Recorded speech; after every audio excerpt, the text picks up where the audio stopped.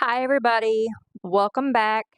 My name is Elena, and I have an obsession with painting nails. I paint press on nails for myself and also for my daughter. I get the inspiration pics from Pinterest, so I will, as always, try my best to find the original designer and get that in the information box, as well as links to where I found information on today's story. This is episode 3, The Double Death of Octavia Smith Hatcher. And again, same as last week, that you're seeing on my hand is Hagua. My daughter and I, we have sorry. Oh wow, you can see my fake tan that is not on my hands too. Woo! Okay, but my daughter and I like to um, goof around with hogwood gel, and it kind of bled a little bit, so it looks like a really bad tattoo. But anyway, um, like I said, today is the double death of Octavia Smith Hatcher. I don't know about you guys, but I am very claustrophobic. I don't like small spaces. I don't feel like I'm being. Why am I waving goodbye to you guys? I don't know. Sorry. Anyway, um, I don't like being in confined spaces and feeling like I can't breathe. Have you guys ever had, what are those things called? The CT scans? Uh, is it a CT scan? Or, yeah, I can't. Ooh, that was horrible. I had to take Valium. But anyway, Octavia Smith was born on May 21st of 1869. Her parents were Jacob and Pricey Smith. I may not be pronouncing that right, but it's Pricy, Pricey? Or Prissy, maybe? But Jacob and Pricey Smith were her parents, and they lived in Pond Creek, Pike County, Kentucky. On December 18th of 1889, when she was 20 years old, she married 30-year-old entrepreneur James Hatcher. So James was born on September 22nd of 1859, and he entered business in Pikeville when he was only 18. He made his fortune in real estate, timber, and coal mining, but his crowning glory in business was the James Hatcher Hotel, and this hotel became recognized as one of. Oh, no, I'm wrong. Sorry. James Hatcher became recognized as one of the biggest individual landholders in the entire valley. So when Octavia was 21, she gave birth to a son, Jacob. Now, Jacob was born in the year of 1891, but I could not find a specific birth date for Jacob. I found that he was born in some places said he was born in January. Other sites said that he was just born in early 1891. So it's not clear, but he was born around January, or around somewhere in there. I'm just not sure exactly what date. But Octavia gave birth to her son in early of 1891. Jacob sadly only lived for just a few days before he died. And as a result of her son's death, Octavia took to her bed and became quite ill. So the mysterious illness, which is thought to have been just a deep depression, took a turn for the worse in April of 1891, and Octavia actually slipped into a coma. It's never been clear what Octavia actually was sick from, if it was an actual physical illness, if it was deep depression, if there, it's not, I couldn't get a clear, I mean, nobody has a clear idea of exactly what it was, but she took to her bed, and in April, she slipped into a coma. Doctors were unable to find a cause for the coma, and Octavia died on May 2nd of 1891, and they thought it was just from an unknown illness. It was unseasonably hot that spring in Kentucky, and Octavia had not been embalmed. So they had her funeral almost immediately and buried her at the Hatcher family plot. Obviously, like, they couldn't put it off because it was too hot. I'm not sure either why they didn't embalm her. I don't know if it was not a thing at that time, or I'm not sure. But she was buried quickly in the Hatcher family plot. So several days after Octavia's death, other people in Pikeville were also experiencing the same symptoms as Octavia, and they were going into comas. The townspeople did eventually wake up, which was the difference. These were referred to as swoons. Again, guys, I laugh when I get uncomfortable. Or words that just, sometimes words make me giggle, like swoon. But it was referred to as a swoon, sorry.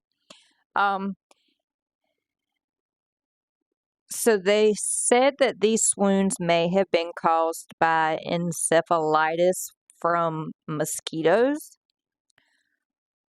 Other people think it could have been due to gas escaping a coal mine. No one really knows. It was never set in stone, like, this is what was the cause. This is why people were just falling over into a coma. But the fact that other townspeople were falling into a coma and they presented similar symptoms as Octavia, her widowed husband James, and some members of his family, some of those family members were doctors, by the way. So some of these, James and some of his family, were beginning to think that maybe Octavia had been buried alive. Maybe she actually wasn't dead. They just assumed she was, and because it was hot, they rushed to put her in the ground. So this fear caused them to panic.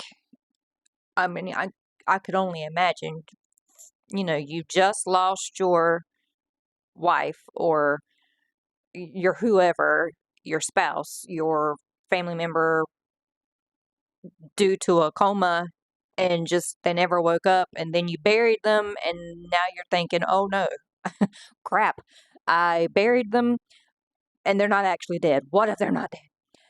But they panicked and they did an emergency exhumation. They got her back up. I'm not sure how many days she was actually in the ground before they dug her up.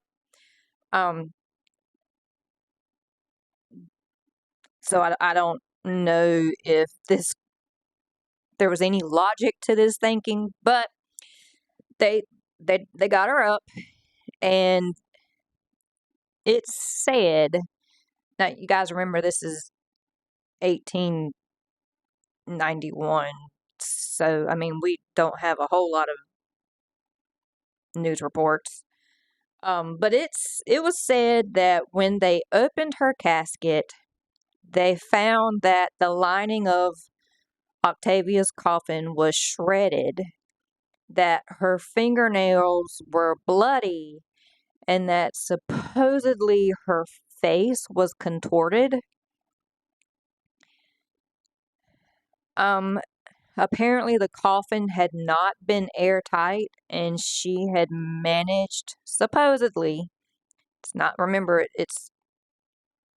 proven, but it supposedly she had managed to survive underground for a few days in this coffin. Could you imagine?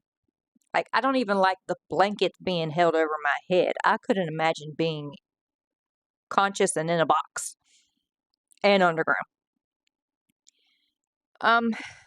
But that unable to escape her grave, she succumbed to what had to have been, if true, a terrifying death. Sorry for giggling. I'm just awkward, you guys. Sorry. But a year later, after burying his wife for the second time, James Hatcher had a life-size marble statue of his wife set on top of her hilltop grave, which was very expensive for that time. The statue at one time had a carving of her baby in the arms of the woman. The baby now lies on the ground beside the statue because vandals have broken the arm off. Later, James Hatcher set up a small museum of local artifacts in the lobby of the James Hatcher Hotel, including the photo that was used to model Octavia's statue and James's own custom-built coffin that was designed to prevent him from being buried alive. So James's coffin, when he was buried, they ran a string that was tied to his finger. They ran the string above ground, and it was attached to a bell so that in case James had been buried alive himself, he could pull the string, ring the bell, and someone would hear it and dig him up before it was too late. So as the years passed, this story of Octavia Hatcher's final moments inside of her coffin were told, and it was twisted, and everything was changed so much that most of the actual truth has been lost. We don't have any news articles reporting on this incident, and the story has been debunked over and over. The Hatcher family states that it was all untrue, it was just a bunch of foolishness, and they also became tired of trespassers and vandals because it's a popular grave that to visit. So they put up a fence around the grave. They placed her statue on a new monument base, and they actually put up a stone that contains accurate information about her death. Because the family states, that she was not buried alive. This was all just urban legend. But even though it has been debunked, and even though the family states that this is not a true story, it's just an urban legend, some people still believe that Octavia was buried alive, which is why this story got the nickname of the double death. Some people believe that Octavia actually haunts the graveyard. There's another belief that on the anniversary of her death, Octavia's monument will turn and face the opposite direction as if she's turning her back on the town that buried her alive. I found the story really interesting. What do you guys think? Let me know in the comments. As always, like and subscribe. Thanks for watching. Bye.